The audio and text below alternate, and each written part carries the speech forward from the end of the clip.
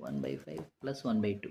ఇవి డినామినేటర్లు ఈక్వల్గా లేవు కాబట్టి ఇప్పుడు ఏం చేస్తామంటే 5కి 2కి ఎల్సిఎం 10 అనమాట. ఈ 10 ఎల్సిఎం అయినప్పుడు ఏం చేస్తామంటే ఒక మెథడ్ ఏమంటే ఇక్కడ మల్టిప్లై చేయొచ్చు. మళ్ళీ 1/5ని 10తో చేయొచ్చు, 1/5ని 10తో చేయొచ్చు. 5 2 10 2 వస్తుంది కదా.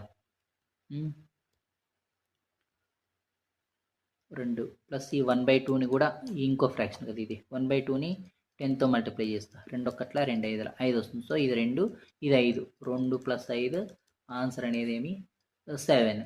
ఇట్లయినా చేయొచ్చు. లేకుంటే 5 2 10 కదా. 5 2 10 రెండు సార్లు పోయింది కదా. ఈ 2 సార్లు పోయిందాన్ని మళ్ళీ ఇక్కడ పైన ఉన్న న్యూమరేటర్తో మల్టిప్లై చేస్తాం.